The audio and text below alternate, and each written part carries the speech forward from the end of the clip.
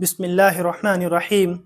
الحمد لله الذي بعث إلينا خاتم النبيين داعيا إلى أكمل الأديان وهاديا إلى الشرع المتين.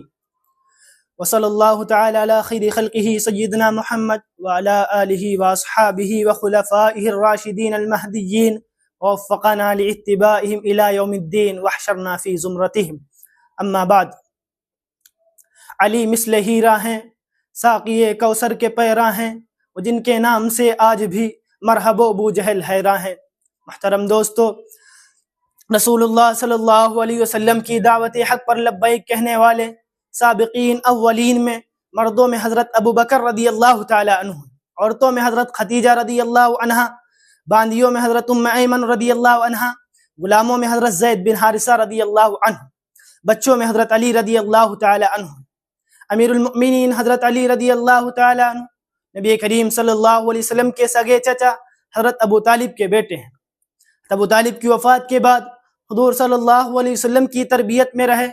حضور نے حضرت علی کو مثل اولاد اپنے پاس رکھا، مستقل طور پر ان کی پرورش کی، اور بڑے ہونے پر اپنی سب سے چھوٹی اور چہیتی بیٹی حضرت فاطمہ رضی اللہ عنہا کا نکاح ان سے کر دیا۔ حضرت فاطمہ رضی اللہ تعالی عنہا سے نکاح کے لیے بڑے بڑے صحابہ کرام رضوان اللہ علیہ مجمعین کے پیغام آئے، لیکن نبی کریم صلی اللہ علیہ وسلم نے کسی سے ان کا نکاح نہ کیا، اور یہ شرف حضرت علی رضی اللہ تعالی عنہ کو بخشا۔ اسی طرح ہجرت کی رات رسول اللہ صلی اللہ علیہ وسلم نے اپنے بستر پر اپنی چادر اڑا کر حضرت علی رضی اللہ تعالی عنہ کو لٹایا تھا۔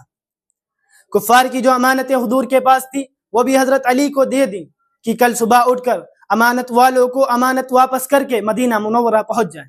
چنانچہ حضرت علی رضی اللہ تعالی عنہ نے امانت والوں کو امانتیں واپس کر کے بہت جلد مدینہ منورہ پہنچ گئے۔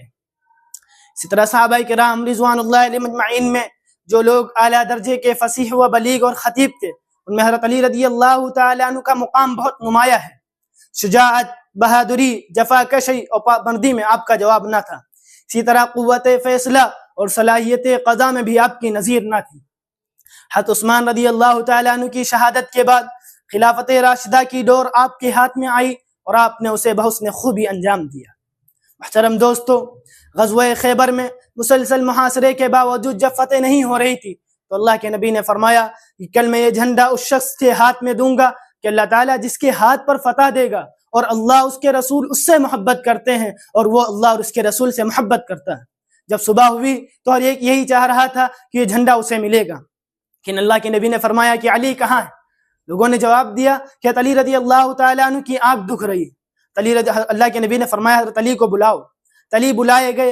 اللہ کے نبی نے اپنا لعاب مبارک حضرت علی رضی اللہ تعالی عنہ کی آنکھ میں لگا دیا۔ حضرت علی رضی اللہ تعالی عنہ فوراً اچھے ہو گئے۔ اللہ کے نبی نے جھنڈا ان کو دے دیا۔ چنانچہ غزوہ خیبر حضرت علی رضی اللہ تعالی عنہ کی قیادت میں فتح ہو گیا۔ اس طرح غزوہ تبوک کے موقع پر نبی کریم صلی اللہ علیہ وسلم نے حضرت علی رضی اللہ تعالی عنہ کو اپنا جانشین بنایا، خود غزوے میں تشریف لے گئے۔ حضرت علی رضی اللہ تعالی عنہ کو مدینہ منورہ میں چھوڑ دیا۔ حضرت علی رضی اللہ تعالی عنہ کی دلی خواہش تھی کہ حضور صلی اللہ علیہ وسلم کے ذات غزوے میں شریک ہوں، اس وجہ سے وہ رنج و غم میں مبتلا تھے۔ تو اللہ کے نبی نے ان کو تسلی دیتے ہوئے فرمایا انت منی بمنزلت ہارون من موسیٰ الا انہ لا نبی بعدی، کہ تم میری طرف سے اس مرتبے پر ہو جس مرتبے پر ہارون موسیٰ علیہ السلام کی طرف سے تھے، مگر یہ کہ میرے بعد کوئی نبی نہیں ہوگا۔ مطلب یہ ہے کہ جب حضرت موسیٰ علیہ السلام توریت لینے کے لیے کوہ طور پر گئے تو اپنی غیبوبیت میں حضرت ہارون کو اپنا جانشین بنا دیا۔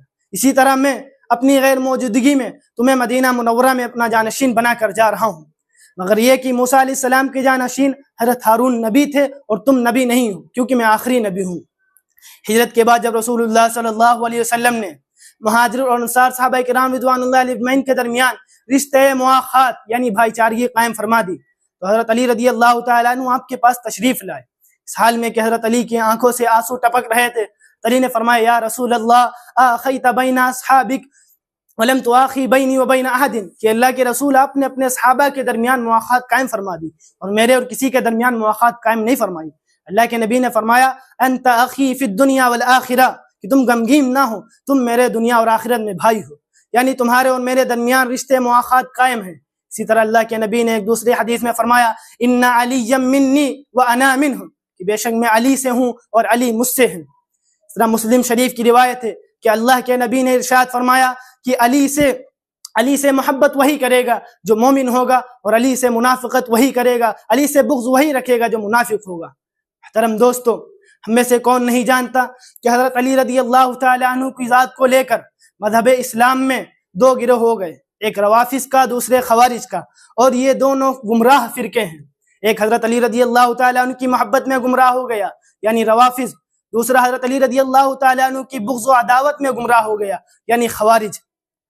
اور اعتدال کی راہ دونوں کے درمیان میں ہے جسے اہل سنت والجماعت نے اختیار کیا، وہ یہ کہ حضرت علی کی محبت میں نہ اس حد تک پہنچ گئے کہ انہیں ان کے مرتبے سے بڑھا دیا اور نہ عداوت میں ان کے درجے کو گھٹایا، بلکہ احادیث نبویہ اور اقوال سلف صالحین سے جو حضرت علی رضی اللہ تعالی عنہ کا رتبہ ظاہر تھا اسی کے مطابق ان کی عزت و احترام کیا۔ یہی درمیانی راہ ہے، یہی اعتدال کی روش ہے، اسی میں فلاح و کامرانی کا راز مضمر ہے۔